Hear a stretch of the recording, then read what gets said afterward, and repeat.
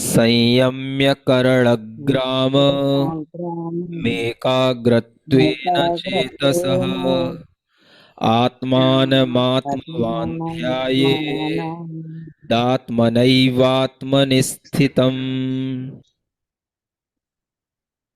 ये अपन बात चल रही थी कि आपको किस तरीके से ध्यान किया जाए, किस तरीके से आत्मा की उपासना की जाए। तो उसके लिए इन्होंने बताया है कि सबसे पहले आपको जो इंद्रिय विषय, जो अपनी इंद्रियों के विषय है, उसको कंट्रोल करना है। सबसे पहला काम यही करना है। इंद्रियों को कंट्रोल करोगे, इंद्रियों को आप संयमित करोगे, संयत बनाओगे, तभी आप एकाग्र चित्त हो पाओगे। पहले इंद्रियों को संयत करो, उसके बाद एकाग्र करो मन को, तभी एकाग्र कर जाओगे। जब मन एकाग्र हो जाएगा, उसके बाद ही आप आगे ध्यान में लग पाओगे। तो कहते हैं कि महाराज जी से बैठ पूछा कि सकते हैं। आप, हमारा मन तो लगता नहीं है, आपका मन कैसे, आपका तो मन लग जाता, हमारा मन नहीं लगता, क्या कारण है? ऐसे पूछा।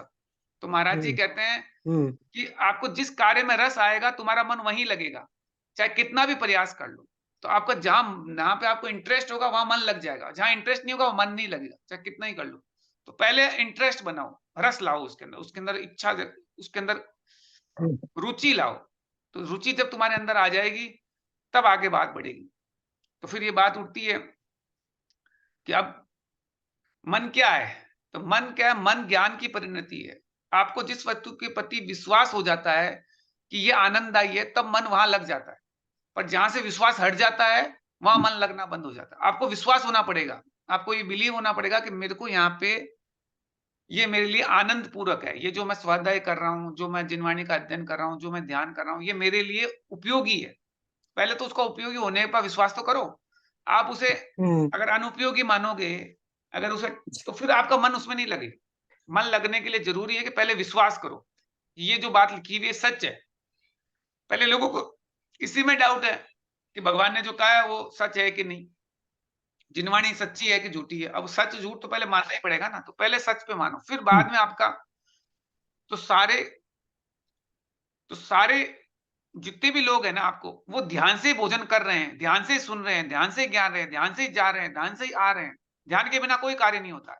इसलिए संसार में ध्यान सीखो नहीं, बल्कि ये सिखाओ नहीं, वरना सीखा हुआ ध्यान जो आपका है उसको छोड़ दो। ये जो आपका ध्यान, जिस बाकी चीजों में जो ध्यान लग रहा है ना, उसको छोड़ दो, तो आपका इसमें ध्यान लग जाएगा। आप कह रहे हैं कि मेरा ध्यान इसमें नहीं लगता। अब आपका ध्यान इसलिए ध्यान नहीं लगता क्योंकि आपने जो ये चीजें सीख ली ना उधर ध्यान लगाने की, अभी आपने बड़े ध्यान लगा के सब चीजें सीखी कि ऐसे हो वैसे करो, तो वो दुनियादारी आपने सीखी। पहले बच्चों को तो दुनियादारी आती नहीं थी, फिर सीख गई आप।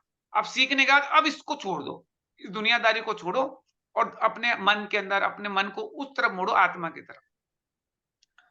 तो कहते हैं कि आज बच्चा जन्म लेता है तो उसे भोजन करना सिखाना नहीं पड़ता, वो पहले से सीखा सिखाया आता है, जन्म से सिखा हुआ होता है। वो बच्चे को खाने का संस्कार पहले से ही होता है। वैसे ध्यान का संस्कार तो हमेशा ही रहता है। इंद्रियों के विषय में आनंद आता है, और जिस दिन इंद्रिय के विषय के अंदर आपका आनंद हटेगा, तब आपका मन में ध्यान लगेगा, तब मन आपका उधर पहुंचेगा, नहीं तो मन नहीं लगने वाला, मन भागता ही रहेगा। तो कहते हैं कि पंचेंद्रिय विषयों से जो अपने आप को संयत बना लेता है, वह अपने आप एकाग्र हो जाता है। पूर्ण रूप से एकाग्र तो नहीं हो पाता है, परंतु जब कभी चाहे तभी एकाग्र होने में देर नहीं लगती। फिर उस एकाग्रता से आत्मचिंतन प्रारंभ करने में भी व्यवधान नहीं रहता है। यह है बात। एक बार एकाग्र हो गए आप, फिर आपको आत्मचिंतन में लग जाओगे। तो पहले आपको क्या करना है? इंद्रिय विषय छोड़नी, पॉइंट नंबर 1। पॉइंट नंबर 2, आपको मन को एकाग्र करना है। पॉइंट नंबर 3, फिर आत्मचिंतन प्रारंभ होगा। एकाग्रता का अर्थ है वस्तु पर अग्र होना, अर्थात वस्तु को प्रधान करके उपयोग को स्थिर करना। आप तो पंचेंद्रिय विषयों पर टिकना चाहते हैं, तो आत्मा का उपयोग कैसे टिकेगा? आप क्या किस पे टिकना चाहते हो? पंचेंद्रिय विषयों पे। तो आपका आत्मा वहां पे टिकती नहीं है, मन नहीं टिकता, रस नहीं आता है, तो रस कहीं और मिल रहा है। अगर मैं पूछूं कौन सा रस चाहिए, तो आप कहेंगे महाराज हमें तो आत्म ध्यान रूपी रस चाहिए। लेकिन ध्यान रखो, यदि आपके विषय के प्रति रुचि है, तो आत्मचिंतन का रस चाहते हो, तो ये संभव नहीं है। ये बात है, आपको विषयों में अगर रुचि है तो ये आत्मचिंतन आपका नहीं हो पाएगा। तो बहुत कम लोग ये बात जानते हैं या महसूस करते हैं कि हमारे आत्म तत्व के प्रति कितने प्रतिशत रुचि है, परसेंट में कितनी रुचि है, और रुचि के अनुरूप कितने प्रतिशत हम पुरुषार्थ चल रहा है। हम एकाग्रता लाने का कितना प्रयास कर पा रहे हैं, कर भी पा रहे हैं या नहीं कर पा रहे हैं। आप पुरुषार्थ कितना कर रहे हो, यानी मेहनत कितनी कर रहे हो उसको आपको ध्यान उस पे लाने के लिए। कुछ नहीं, रुचि पे कोई पुरुषार्थ ही नहीं है। आप विचार कीजिए, यदि इस प्रकार प्रयास चालू नहीं है तो उपलब्धि कैसे होगी? आपको उपलब्धि भी नहीं हो सकती। आप कुछ भी प्रयास नहीं कर रहे हो। हाँ, मेरा ध्यान नहीं लगता, बात खत्म। बस क्या करा आपने? कुछ नहीं किया। ऐसे ही टाइम निकलता जा रहा है। क्योंकि साहब मेरा मन नहीं लगता। अब मन नहीं लगता तो आपने रुचि नहीं, रुचि के लिए आप प्रयास भी नहीं कर रहे हो, कुछ भी नहीं। वो रुचि बढ़ाने का भी कोई प्रयास नहीं कर रहे हो कि उसको रुचि कैसे बढ़े, उसका भी कोई कोशिश नहीं कर रहे। तो उपलब्धि कैसे होगी? अतः हमेशा यही प्रयास करना चाहिए, जिन वस्तुओं में सुख है, शांति है, उसका अनुभव करें। जिन साधनों से सुख शांति का अनुभव कर सके, उन साधनों को अपनाएँ। पहले आप सुख शांति को अनुभव तो करें, एक्सपीरियंस तो करें सुख शांति को, फिर उसे अपनाएंगे। अन्यथा कभी भी आत्म तत्व अनुभव में नहीं आ सकता। अगर ये सब नहीं करोगे तो आत्म तत्व का अनुभव तो हो ही नहीं सकता। आपको आत्म तत्व का अनुभव करना है तो सबसे पहले आप जिन वस्तुओं में सुख शांति है, सुख है, शांति है, उसको एक्सपीरियंस करो। यानी थोड़ा ठंडे दिमाग से बैठो एक जगह और महसूस करो कि मैं आत्मा हूं। आप पहले महसूस करने का टाइम ही नहीं देते। आप आपको वो भागा दौड़ी, वो घर में भागा दौड़ी, मंदिर में भागा दौड़ी। मंदिर में भी शांति से बैठो तो सही है। मंदिर में भी भाग रहे हैं, बस ये कर रहे हैं, इधर चढ़ा रहे हैं, उधर चढ़ा रहे हैं। अरे भाई, चढ़ाते चढ़ाते कितने साल हो गए, कितने दिन से अर्घ चढ़ा रहे हो, कुछ हुआ? शांति अनुभव हुई? सुख अनुभव हुआ? अगर नहीं हुआ तो फिर कर ही क्यों रहे हो? तो थोड़ा शांति सुख से पहले सोचो तो सही, क्या करना है। कुछ नहीं सोचते, बस लगे रहते हैं बस। लगे रहने में क्या होना है? कुछ नहीं होना। तो इसलिए जरूरी है कि पहले सुख शांति को अनुभव करें, उन साधनों को अपनाए, अन्यथा कभी भी आत्म तत्व अनुभव में नहीं आ सकते। योगियों ने, संतों ने, ऋषियों ने जिस आत्म तत्व का अनुभव किया है, उसी को ग्रंथों में लिखा है। ग्रंथों को पढ़कर आपके मन में ये जिज्ञासा होती है, हम भी आत्म तत्व को देखना चाहते हैं, तो वे आचार्य संत हमें उसके बारे में बतलाते हैं। आचार्य संत ने अपने एक्सपीरियंस को लिखा है इन सूत्रों में, जो अपने सूत्र पढ़ रहे हैं। उनकी अनुभूति के साधनों का ज्ञान कराते हैं कि कैसे अनुभूति होगी, उसका साधन बताते हैं। वस्तुतः ऋषियों द्वारा निर्देशित साधनों को हम क्यों नहीं अपना पाते? तो जो उन्होंने बताया वो साधन को क्यों नहीं अपना पाते? क्योंकि हम बोलते ज्यादा हैं, करते ज्यादा हैं, चाहते बहुत कम है। हम बोलते भी ज्यादा है, करते भी ज्यादा है, पर चाहते बहुत कम है। यानी आपसे कहा जाए ना, तो सब लोग बातें बहुत करेंगे, चिल्लाएंगे, बोलेंगे, करेंगे और कहते रहेंगे, लेकिन चाहते बहुत कम। अंदर से नहीं चाहते। अंदर से कोई नहीं चाहता सुख शांति चाहता, कोई अंदर चाहता ही नहीं है, बस बोलता ही रहता है। सुख शांति चाहता तो उसका रास्ता लेता ना।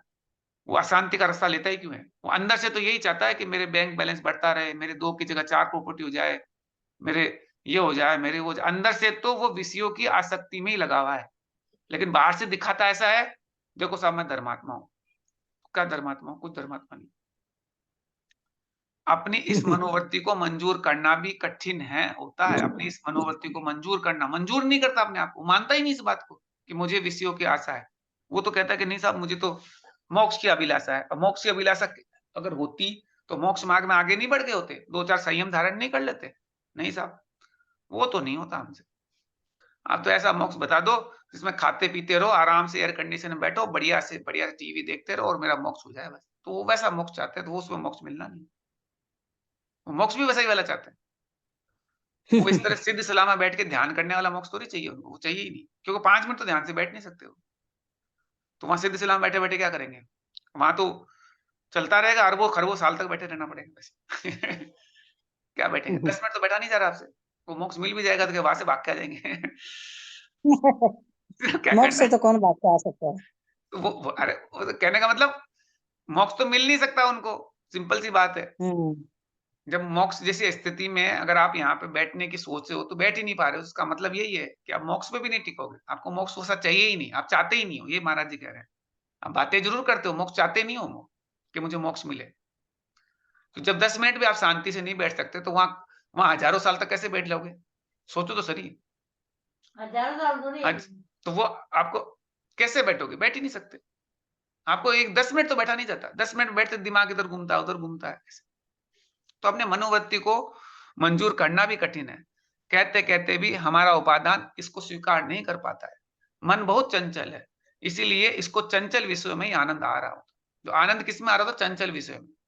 बहुत खबर में इधर हुई उधर हुई, उस खबरों में मजा आता है, नई नई तरह की खबरें सुनने में मजा आता है, नई नई तरह की चीजें देखने को मजा आता है, वो गॉसिपिंग में मजा आता है। जिसको हमेशा विषयों में रस आता है, वह कितना भी प्रयास करे, उससे आत्म तत्व का अनुभव नहीं हो सकता। उससे आत्म तत्व का अनुभव हो ही नहीं सकता, उसको मजा ही विषयों में आ रहा है, आत्म तत्व का अनुभव कैसे होगा? विश्वास की बात है, जब लक्ष्य निश्चित हो जाता है कि पंचेंद्रिय के विषय में सुख नहीं है, तो निश्चित रूप से उसका मन पंचेंद्रिय के विषय की ओर नहीं जा सकता। जब वो निश्चय हो जाए कि मेरे को सुख नहीं है, सामान्यतः ये आंखें कहीं नहीं जाती, लेकिन मन जल्दी-जल्दी यहाँ-वहाँ चला जाता है। यदि मन नियंत्रित हो जाए, तो संसार की कितनी भी वस्तु में लाकर रख दो, तो भी वह उसको देखेगा भी नहीं। यदि देखता भी है, तो कैसे? पश्यन्नपि न पश्यति, देखता हुआ भी नहीं देखता है। यानी आपके सामने वो चीज रख देंगे, बिल्कुल बढ़िया शानदार, खीर रख दी, वो रख दी, मलाई रख दी, वो रख दी, लेकिन वो देखता हुआ भी नहीं देखता है। इसी प्रकार खादन्नपि न खादति, यानी खाते हुए भी नहीं खाता, गच्छन्नपि न गच्छति, जाते हुए भी नहीं जाता। इस तरह की स्थिति होती है उसकी, वो कर रहा है, लेकिन वो कर वैसे नहीं हो रहा है, खाते हुए भी नहीं खाता है। मन अंदर में, मन में नहीं है। हाँ, अंदर में उदासीन है उसके प्रति, एकदम उदासीन। ठीक है, वो उसमें बहुत ज्यादा इंटरेस्ट नहीं दिखा रहा, बहुत ज्यादा स्वाद नहीं ले रहा उस खाने में। ठीक है, खाते हुए भी नहीं खाता है, जाते हुए भी नहीं जाता है, और बोलते हुए भी नहीं बोलता। वो बोल रहा है लेकिन फिर भी नहीं बोलता। वो ऐसे नहीं अपने आप को बताने के लिए बोल रहा है, जैसे नेता लोग बोलते हैं ना अपने आप को हीरो बनाने के लिए, तो वो बोल रहे हैं लेकिन बोलते हुए भी नहीं बोलता। ये सब मोक्ष पुरुषार्थ स्वरूप मन की एकाग्रता है मन की। इसके अलावा मोक्ष पुरुषार्थ और कोई चीज नहीं है, इसी को मोक्ष पुरुषार्थ बोलते हैं। तो कहते हैं ना मोक्ष में पुरुषार्थ करो, पुरुषार्थ करो। पुरुषार्थ करना क्या है? करना है कि संसारी चीजों के प्रति आप वैराग्य ले लो। करते हुए भी उसमें ज्यादा इंटरेस्ट मत लो। बहुत ज्यादा इंटरेस्ट लेके आप संसारी चीजें करोगे तो फिर मन तो वहीं जाएगा। तो करते हुए भी मत करो। ठीक है, खा रहे हैं पर खाने में कोई बहुत ज्यादा नहीं, ठीक है, खा लिया जो मिल गया, जो खा लिया। नमक है तो ठीक है, नमक नहीं है तो भी ठीक है, ठीक है, अपना अपने को डालना है पेट में, डाल दिया बस। और क्या करें? वो भी इसलिए डाल रहे हैं ताकि स्वाध्याय में मन लगे सके। मन तो स्वाध्याय में लगाना है। खाना तो क्या है, ठीक है, खाते हुए खा लिया, ये बात। प्रयोग का प्रभाव ऐसा होता है कि वर्षों की दशा एक दिन में अथवा साधना के एक बार के प्रयोग में भी परिवर्तित हो सकती है। यह है कि साधना के एक बार के प्रयोग में भी परिवर्तित हो सकती है, लेकिन पूर्व के विषयों का अभ्यास होने के कारण बार-बार भी प्रयोग करने की आवश्यकता होती है। आपको बार-बार प्रयास करना पड़ेगा, क्योंकि पहले से आपका विषयों का अभ्यास ज़्यादा है। आपने वर्षों तक जो चीज़ करी है, अब उसको छोड़ना है तो उसके लिए भी तो आपको बार-बार प्रयास करना पड़ेगा। ये अभ्यास एकदम दूर नहीं किया जा सकता है। जैसे कि दीवार में चूना पोतते हैं। यदि बरसात में पोतते हैं तो वर्षा के कारण चूने के साथ-साथ दीवार भी धुल जाती है। पानी के कारण दीवार पर काई जम जाती है। जैसे पानी जब दीवार पे गिरती है तो काई जम जाती है। फिर उस दीवार में एक बार चूना पोतने में सफेदी आती है क्या? अगर काई लगी हुई है मगर चूना पोतोगे तो सफेदी आएगी क्या? कितने हाथ लगाने पड़ते हैं। पहले दीवार में काई को पहली दीवार में जो जो काई की खाई होती है उसे निकाला जाता है। जो काई लगी रहती है उसको निकाला जाता है, फिर चूना पोता जाता है, फिर दूसरी तीसरी बार पोता जाता है, तब सही सफेदी आती है और दीवार सफेद हो जाती है। दीवार पहले जमाने में चूना ही करते थे, तो ऐसे ही होता था चूना। तो पहले आपको पहले काई हटाते थे, फिर 1 बार, फिर 2 बार, 3 बार चूना लगाते थे, तब सफेदी आती थी। तो दूसरे ही दिन अगर आपने कोई-कोई लोग जिनकी गुंजाइश होती है, गुंजाइश नहीं होती है, तो एक बार ही चूना लगा के छोड़ देते हैं। कईयों के पास पैसे कम होते हैं, तो एक बार ही चूना लगा, तो दूसरे दिन ही दीवार भद्दी सी लगने लग जाती है। तो उसकी दीवार दूसरे दिन ही खराब लगने लगती है। इसी प्रकार एक बार प्रयोग करके देखो कि हम ठीक हो गए हैं, साफ-सुथरे हो गए हैं क्या? एक बार प्रयोग करके देखो। अगर नहीं हुआ है, तो बार-बार प्रयोग करो, तब कहीं जाकर मन संस्कारित होता है, तब जाके मन एक जगह अटकेगा और पुराने संस्कारों की काई धुलकर साफ होगी।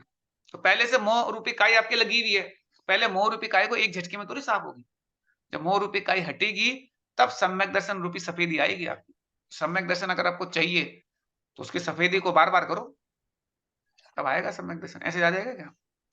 आप प्रयोग कीजिए, लेकिन प्रयोग के समय इधर उधर मत देखिए, प्रयोग के समय इधर उधर मत देखिए, ये कैसे कर रहा है। जैसे आदमी क्या इधर पड़ोसी को देखता है, वो कैसे कर रहा है, मंदिर में भी इधर देखते हैं वो पूजा क्या कर रहा है, वो कौन सी पूजा चल रही है। जैसे हम पूजा करते हैं तो पड़ोसी पूछ लेते हैं कि आज आपने कौन सी पूजा करी, वो करी, ये कैसे कर रहा है, वह कैसे कर रहा है, ये मत देखो। लेकिन मैं कैसे कर रहा हूं, पहले इस पे ध्यान दो।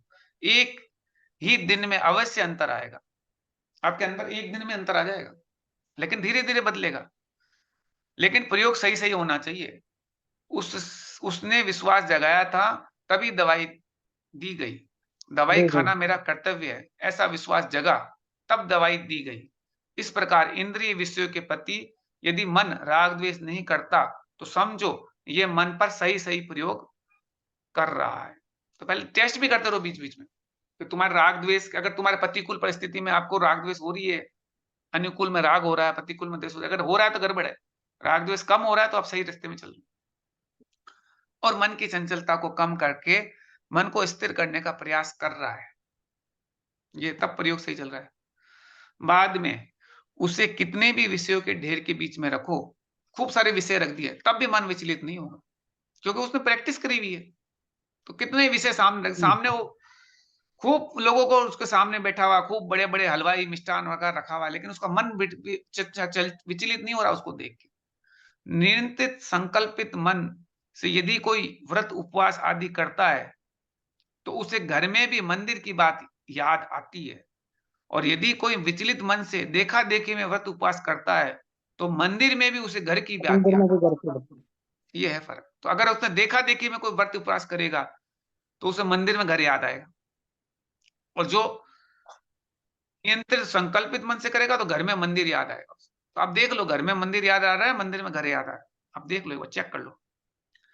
जिसका मन विश्वस्त होता है, उसके सामने कितना कुछ भी कहो अथवा करो, लेकिन उसका मन विचलित नहीं होता है, कितना ही कर लो।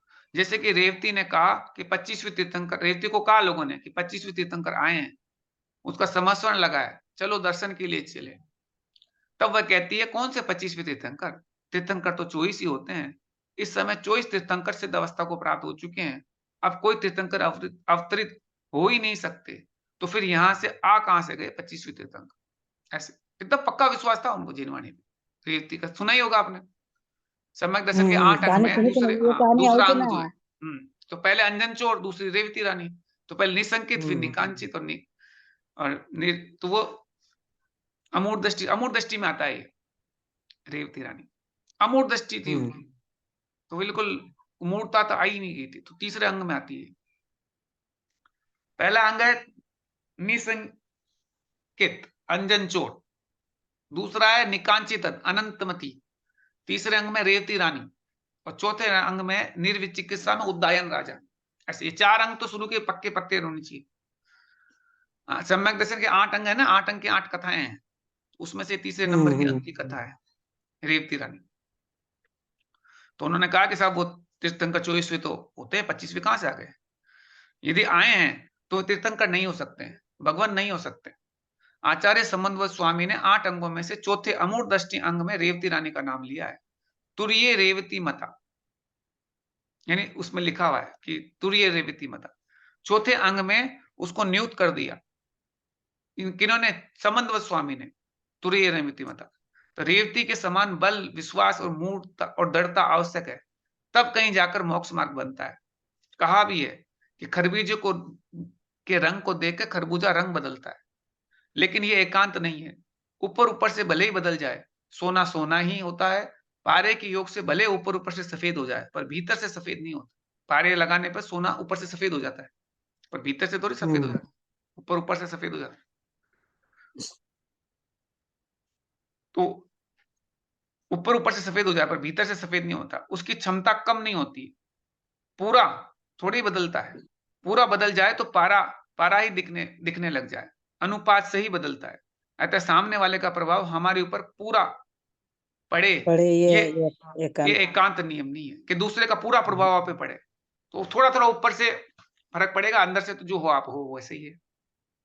तो अपने आप को अंदर से बदलो, ताकि सामने वाला कितना ही खराब आ जाए, पंचम काल लग रहा है, निमित्त बहुत खराब खराब मिलेंगे, लेकिन उस निमित्त में अपने आप को बिगड़ नहीं जाओ, अपने आप को इतना मजबूत बना दो। आत्मा के द्वारा आत्मा में आत्मा को आत्मा देखता है, वही निश्चित रूप से साध्यभूत वस्तु को प्राप्त कर सकता है। यही एकमात्र रास्ता है। चाहे आप आज करिए, चाहे कल, चाहे परसों करिए, किसी भी समय कीजिए। आपको यदि आत्म तत्व प्राप्त करना है तो निश्चित रूप से यही कार्य करना होगा। अगर आत्मा चाहिए तो यही करना पड़ेगा। आत्मा के द्वारा, आत्मा में, आत्मा को आत्मा देखता है, तब जाके होगी सब। कोई साधन नहीं चाहिए आपको, सब चीज आत्मा ही है। तो सट कार्य रूप से वही है। जब करोगे तभी उसका फल भी अनुभूत होगा। बिना किए अनुभव एक्सपीरियंस संभव नहीं है। कैसे करें? जैसी जिज्ञासा यदि आपके मन में है तो जो कर रहे हैं उसके पास रहिए तो आपको ज्ञात हो जाएगा। तो आप महाराज माता जी के पास रहिए, तो जो प्रैक्टिस कर रहे हैं तो आपको समझ में आ जाएगा कैसे करना है। ऐसे तो आपको समझ में नहीं आ रहा। अब इसके आगे गाथा नंबर आती है 23 यहाँ पर शिष्य कहता है, भगवान आत्मा में अथवा आत्मा की उपासना करने से क्या मतलब से देगा, क्या फल मिलेगा? क्योंकि विचारवानों की प्रवृत्ति तो फल ज्ञान पूर्वक ही हुआ करती है। इस प्रकार पूछे जाने पर आचार्य उत्तर देते हैं। अब आगे की बात बता रहे हैं। सूत्र नंबर 23 आता है कि उसे क्या क्या फल क्या मिलेगा ध्यान करने से। अज्ञानोपास्तिरज्ञानं ज्ञानं ज्ञानी समाश्रयः ददाति यत्तु यस्यास्ति सुप्रसिद्धमिदं वचः। सुप्रसिद्ध मिदम वचः, यानी अज्ञानी की उपासना या सेवा अज्ञान को देती है। अज्ञानी की सेवा उपासना करोगे तो ज्ञान मिलेगा, और ज्ञानी की सेवा उपासना करने से ज्ञान को मिलेगा। क्योंकि यह बात अच्छे से प्रसिद्ध है, जिसके पास जो होता है वह उसी को वह देता है। जिसके पास आप जो होगा वही तो देगा। अगर चोर के पास जाओगे तो चोरी करना सिखाएगा, और यदि ज्वेलर के पास जाओगे तो वो सोने के बारे में बताएगा कैसे करते हैं, क्या करते हैं। इससे तो अज्ञानी के पास जाओगे तो अज्ञान मिलेगा, ज्ञानी के पास जाओगे तो ज्ञान मिलेगा। तो संगत का बड़ा प्रभाव पड़ता है। तो अज्ञानी की शरण गहो तो सुने तुम्हें अज्ञान मिले, ज्ञानी जन की उपासना से ज्ञान मिले वरदान। हाँ, ज्ञानी जन की उपासना करो। जिसका स्वामी जो होता है वरदान उसको करता है। लोक नीति ये सुनी सभी ने, प्रमाण बिरला करता है। ये है। तो जिसे आप जिसके पास जाओगे आपको वही मिलेगा। अगर शांति के भगवान महावीर स्वामी की पूजा करोगे तो शांति मिलेगी। तो आप किसकी पूजा कर रहे हो और क्या मिल रहा है? जिसको आत्म तत्व का ज्ञान नहीं है अथवा जिसके पास जड़त्व का ज्ञान नहीं है तो वह अज्ञानी है। उसकी उपासना करने से जो उसके पास होगा वही देगा। यदि अज्ञानी की उपासना करने से अज्ञान प्राप्त होता है, जिसके पास ज्ञान होता है तो उसकी उपासना करने से ज्ञान प्राप्त होगा। ददाति यत्तु यस्यास्ति, जिसके पास जो होता है वह वही देता है। जिसकी जिस रूप में उपासना करेंगे उसको उसी रूप में फल मिलेगा। यह है बात।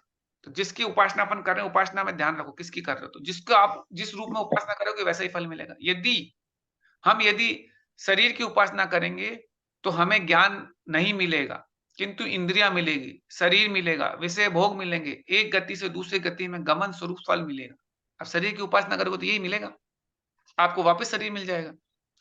तो शरीर की सेवा करने में जो लोग लगे रहते हैं तो उसको वापस शरीर मिलेगा ही, कहाँ जाएगा? और शरीर की तो सेवा करो करो करो सेवा, तो आगे वापस शरीर मिल जाएगा, कोई दिक्कत ही नहीं है। विषय भोग किस करोगे तो विषय भोग मिल जाएगा। अगर आप कुबेर की पूजा करोगे तो पैसा मिलेगा, लक्ष्मी की पूजा करोगे तो लक्ष्मी मिलेगी। तो जैसे करोगे आप वही मिलेगा आपको, क्या करोगे। तो इसलिए लोग बढ़िया से गणेश जी की पूजा करते हैं, लक्ष्मी की पूजा करते हैं, तो उनको वही मिल जाता है, चाहिए वही। तो वो बढ़िया है ना। अपने अपने भगवान तीर्थंकर भगवान तो सुख शांति वाले देवता हैं, तो सुख शांति चाहिए तो उनकी पूजा करो। अब देख लो आपको किसकी पूजा करनी है। नोट चाहिए तो वहां जाओ, शांति चाहिए तो यहाँ आ जाओ। अगर आपको करना क्या है तो आप सोचो, जिसकी पूजा करोगे वैसा मिलेगा। भगवान के दर्शन करने से सम्यक दर्शन उत्पन्न होता है, यह कथन आगम में आता है। लेकिन सभी को सम्यक दर्शन उत्पन्न हो जावे यह एकांत नहीं है, क्योंकि भगवान के साक्षात दर्शन करने के बाद भी यदि हमारी आस्था में, हमारी दृष्टि में भगवान नहीं आए तो सम्यक दर्शन कैसे उत्पन्न होगा? भगवान का स्वरूप क्या है? भगवान कौन कहलाते हैं? भगवान कैसे होते हैं? ये पता होना चाहिए आपको, तभी सम्यक दर्शन आएगा। लोग क्या है कि भगवान का स्वरूप क्या है, कौन है, कैसे कहलाते हैं, ये पहले जानो तो सही। लोग उसी में कंफ्यूज हो जाते हैं। ये बात ज्ञान में, दृष्टि में आना चाहिए। आपके पहले ज्ञान में, दृष्टि में आना चाहिए दर्शन करते वक़्त। भगवान का दर्शन कर रहे हो तो भगवान कौन है? किसको कहते हैं भगवान? साथ ही भगवान राग, द्वेष आदि 18 दोष से रहित होते हैं। वीतराग मुद्रा में भगवान की प्रतिमा होती है। आदि का ज्ञान होना आवश्यक है। ये आपको पता होना चाहिए, भगवान की मुद्रा जो है वीतराग होनी चाहिए। भगवान का स्वरूप ख्याल में नहीं आया तो भगवान के दर्शन से सम्यक दर्शन का कारण नहीं होगा। अतः भगवान का दर्शन एकांत से सम्यक दर्शन उत्पन्न कर ही दे, ऐसा नहीं, ऐसा तो नहीं है। ऐसा नहीं आपने, आपके मन में तो आया नहीं और भगवान का दर्शन कर लिया, सम्यक दर्शन हो गया, ऐसे नहीं होगा। परंतु इतना अवश्य है कि भगवान के सच्चे स्वरूप के साथ भगवान का दर्शन हमारे ज्ञान की परिणति में सम्यक दर्शन उत्पन्न करने में निमित्त अवश्य होता है। आपका निमित्त होगा वो भगवान का दर्शन। इसलिए कहते हैं रोज भगवान का दर्शन करो, ताकि आपके अंदर सम्यक दर्शन ज्ञान की परिणति में आए, आपके ज्ञान में सम्यक दर्शन आए। इसलिए जरूरी है कि रोज देव दर्शन करो। इसलिए श्रावक के मूल गुण के अंदर देव दर्शन सबसे पहले रखा जाता है, ताकि यही सच्चा दर्शन ही देव दर्शन कहलाता है, जो सच्चा दर्शन है। जैसे राग में चित्र देखते हैं तो राग की भावना अवश्य आ जाती है। प्रत्येक को राग भाव आए ये नियम नहीं है, लेकिन राग की भावना आने में ये निमित्त बनता है। चित्र को देखने से विचित्र भाव उत्पन्न होते हैं। निमित्त को लेकर भिन्न भिन्न प्रकार के भाव होते हैं। ज्ञानी की उपासना करने से ज्ञान का लाभ होता है और अज्ञान की उपासना करने से अज्ञान का लाभ होता है। अतः जिसकी उपासना करने से हमारा मन विषय कसाय से बच सकता हो, उसी की उपासना कर लेना चाहिए। जिसको जिस रूप में अंगीकार कराया हो, उसको उसी रूप में अंगीकार कर लेना चाहिए, क्योंकि भिन्न भिन्न पदार्थों के निमित्त से भिन्न भिन्न नैमित्तिक विचार होते हैं। डॉक्टर के द्वारा रोग दूर हो जाता है, यह भी एक प्रकार की औपचारिक कथन। जैसे कहते हैं ना, जिस रूप में आप अंगीकार कराया हो, उसको उसी रूप में अंगीकार कर लेना चाहिए। तो डॉक्टर के द्वारा रोग दूर हो जाता है, ये एक औपचारिक कथन है। यदि डॉक्टर के द्वारा रोग ठीक हो जाता तो सबका रोग ठीक हो जाना चाहिए। डॉक्टर को देखने मात्र से रोग ठीक हो जाना चाहिए। औषधि लेने की क्या आवश्यकता है? अगर डॉक्टर से ठीक हो जाता है तो डॉक्टर को देख के ठीक हो जाएगा वो, औषधि लेने की जरूरत क्या है? लेकिन ऐसा नहीं है, औषधि लेना आवश्यक होता है। डॉक्टर की सलाह से ही औषधि लेना होती है, तब कहीं जाके रोग ठीक होता है। ऐसे थोड़ी आप डॉक्टर के पास गए और डॉक्टर को देख लिया और मैं ठीक हो गया, उसको वो दवाई देगा, दवाई लेनी पड़ेगी ना, तभी तो ठीक होगा। ठीक हो ही जाए ये नियम नहीं है। फिर भी औषध सेवन से जिसका रोग ठीक हो जाता है, तो यही कहा जाता है कि डॉक्टर ने रोग ठीक किया। बोला यही जाता है, डॉक्टर ने रोग किया, डॉक्टर ने ठीक किया, दवाई ने ठीक किया। ये डॉक्टर की राय से आप दवाई से ठीक हुए, सोचने वाली बात है। लेकिन औषध सेवन करने के बाद भी जिसका रोग ठीक नहीं होता है, तो फिर लोग क्या कहते हैं, सुनो, औषधि भी ठीक नहीं है, डॉक्टर भी ठीक नहीं है, ऐसे बोलते हैं। ये जो दवाई है ये भी ठीक नहीं है, डॉक्टर भी ठीक नहीं है। औषधि ने भी रोग ठीक नहीं किया, डॉक्टर ने भी रोग ठीक नहीं किया, तभी तो मैं ठीक नहीं हुआ। तो ये दवाई भी खराब है, डॉक्टर भी खराब है, ऐसे ही बोलते हैं। क्या करें, हमारा रोग ही ऐसे किस्म का है जो ठीक नहीं हो पाता। इसमें दोनों का कोई अपराध नहीं हो सकता। या फिर दवाई जिस समय लेना था उस समय नहीं ली, जैसे लेना थी वैसी नहीं ली, कुछ ना कुछ अपनी गड़बड़ी रह जाती है, इसलिए रोग ठीक नहीं होता। कुछ ना कुछ गड़बड़ी हो जाती है। दवाई उन्होंने कहा कि सुबह लो खाने से पहले, आपने खाने के बाद ले रहे हो। उन्होंने कहा शाम को लो, आप दोपहर में ले रहे हो, तो फिर वो गड़बड़ी हो गई, तो रोग कैसे ठीक होगा? ये चीज जरूरी है। 160 डिग्री बुखार में यदि कोई रामबाण वाली दवाई दी भी जाए तो भी बुखार ठीक नहीं होता है, क्योंकि पहले बुखार को कम करना आवश्यक होता है। जब 102, 103 डिग्री बुखार रह जावे, तब कोई दवाई काम करेगी। कहने का तात्पर्य है कि द्रव्य, क्षेत्र, काल, भव, भाव, हाँ, भव और भाव, ये 5 परावर्तन होते हैं, तो इनके अनुरूप कार्य कर लेना चाहिए। विश्वास के साथ औषधि सेवन होना भी आवश्यक है। आवश्यक है। विश्वास होना चाहिए। दवाई पे जब तक बिलीव नहीं होगा, दवाई ठीक नहीं करेगी आपको। निमित्त की बात है तो देव शास्त्र गुरु हमें शरण है, देव शास्त्र गुरु की शरण है। उनकी उपासना करने से रत्नत्रय का लाभ होता है। अतः श्रद्धा विश्वास के साथ उपासना करना चाहिए। यही यहाँ एकमात्र प्रासंगिक विषय, ज्ञानी की उपासना से ज्ञान मिलता है, अज्ञानी की उपासना से अज्ञान मिलता है। ये विश्वास होना चाहिए कि मेरे को इससे इस दवाई से मैं ठीक हो जाऊंगा। ज्ञानी की उपासना करोगे तो ज्ञान मिलेगा, ज्ञानी की उपासना करोगे तो ज्ञान मिलेगा। निमित्तगत वस्तु को यदि कोई ऐसा कह दे कि ये जिनेंद्र भगवान का बिंब तो पाषाण का है, इसमें क्या रखा है, जैसे कोई बोल ही देते पत्थर की मूर्ति है, इसमें क्या रखा है, तो शास्त्र भी तो लिमिट मात्र है। शास्त्र में क्या रखा है, क्योंकि शास्त्र भी तो जड़ है। यदि इन सबसे कुछ नहीं होता तो फिर इनसे जो लाभ हो रहा है वह नहीं होना चाहिए था, जबकि लाभ होता हुआ देखा जाता है। तो शास्त्र देव अपन मूर्ति से भी और शास्त्र से फायदा तो देख ही रहे हैं, अपन को कई लोगों को फायदा होता है। जिस प्रकार शास्त्र के माध्यम से हमें लाभ होता है, उसी प्रकार साक्षात विराजमान 1008 श्री जिनेंद्र भगवान के माध्यम से भी लाभ होता है। जैसे चित्र को देखने से हमारे मन में तत्संबंधी विचार आते हैं, वैसे ही भगवान के बिंब देखने से हमारे मन में तत्संबंधी वीतराग में विचार आते हैं। ये बहुत बड़ा लाभ होता है। लेकिन ये अभी महाराज जी बताए थे, हाँ, कि जैसे अपने पिताजी की फोटो देखो तो उसको तुम कोई लात मारेगा तो तुमको बर्दाश्त थोड़ी होगा। हाँ, बस वही तो बात। फोटो देख के फर्क तो आता ही है विचार में फर्क आता है। उसको वही तो फोटो के अंदर आपको अपने पिताजी ही दिखते हैं, तो फोटो को आप उतना ही सत्कार रखते हो, ऐसे तो नहीं फोटो को, तो वही अब बिंब भगवान का बिंब है, पत्थर का है, लेकिन उसके अंदर आपको विचार तो वीतराग के आएंगे ना उसको देखने से। भगवान दिखते हैं तो भगवान ही नजर आएंगे, तो भगवान नजर आएंगे। लेकिन इन सबके लाभ में रुचि का विशेष महत्व होता है। यदि हमारे मन में रुचि है तो जहां पर हमारा मन लगाना चाहे वहीं पर मन लग सकता है। रुचि नहीं है तो मन नहीं लगेगा। कई लोगों को देव दर्शन में मन ही नहीं लगता क्योंकि रुचि नहीं होती है। बच्चों को जबरदस्ती कहा भाई करो, आओ देखो, तो आते हैं बाहर हाथ जोड़े और एकदम तेजी से आंधी की तरह आते हैं, तूफान की तरह मंदिर से निकल जाते हैं, वो रुकते ही नहीं वहां पे। और सब हो गया चलो चलो, बस वो क्या, उनको ये नहीं पता भगवान बैठे हुए हैं कि नहीं बैठे, यही नहीं दिखते। गर्दन ही ऊंची नहीं करते, उससे पहले तो बाहर आ जाते हैं मंदिर से, क्यों मन नहीं लगता। रोगी व्यक्ति यदि अपनी रुचि रखेगा, दवाई में विश्वास नहीं रखेगा तो कोई दवाई काम नहीं करेगी। साथ ही रोगी यदि अनुपात के अनुसार दवाई लेता है तो निश्चित रूप से विकार निकाल सकती है।